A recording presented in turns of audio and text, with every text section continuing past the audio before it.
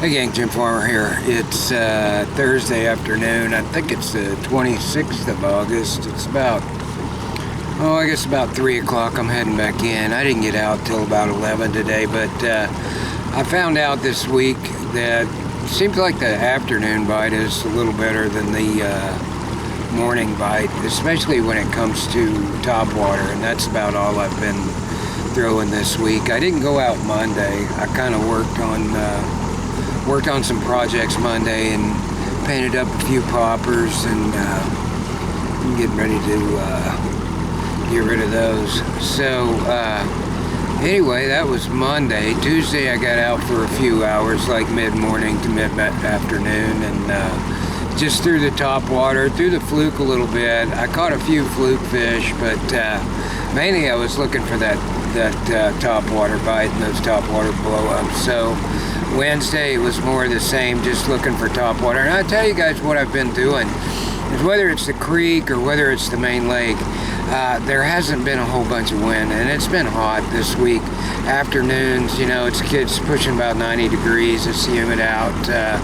There's not been a lot of wind, but what I've been able to do is get out in the creek and the main lake and just kind of look around and find the areas that's got a little bit of wind, like the humps and the points that's got a little bit of wind and a little bit of chop on it. And the topwater works if you can find those areas, especially if there's brush. If there's brush on the end of a point, it's got a little bit of chop on it, a little bit of wind, man, and you've got some brush marked on the end of that point, I'd be throwing some topwater over the top of that brush, because what they've been doing with the popper, and this is all I've been using, is a emerald popper this week, and what they've been doing is, especially after lunch, like after 12 o'clock, is I'm hitting these points and humps that's got brush on them, and I'm running that popper, just splashing it, popping it, splashing it, making as much racket as I can, going over the top of the brush. And what's happening is these bass is starting to school up, you know, they're down in the brush. They hear that popper going by above them, you know, and all that splashing and stuff. They get excited. They kind of group up and start moving around, looking to school and looking to, you know, eat a whole school of bait fish, only there's not a school of bait fish to eat. So anyway, they wind up finding the popper, and this week it's just been a matter of which one gets it. You know, these schools that's been swarming on the popper this week, there's 1 pound, 2 pound, 3 pound, 4 pound, and 5 pound fish in the school. And sometimes the 1 pounder gets it, sometimes the 4 pounder gets it, sometimes the 2s and the 3s get it. Mainly the 2 pounders get it more than anybody does, but anyway, it's kind of luck of the draw. But I will say this about some of the points and some of the humps I've been hitting with the popper. As soon as I pull up and I make that first or second cast, usually the first cast, if there's a big one that's like cruising the surface, and usually there's a big one that's just kind of moving around on the surface out on its own, he's going to just slaughter that thing. He's just going to find it and he's going to eat it right away. And that's how I've been getting the big ones. Usually the big ones have been separated from the schoolies. A lot of times when a school fish starts swarming on the popper way, a lot of times you're not going to get a big one. You're going to get a medium-sized one, you know, 2 pounder, maybe 2.5, something like that, maybe 1.5 pounds. But the bigger ones, it seems like they're just a little more reluctant to hit it, you know. Sometimes they let the littler ones hit it first and see what that's all about. But anyway, water temp's about 85, 86.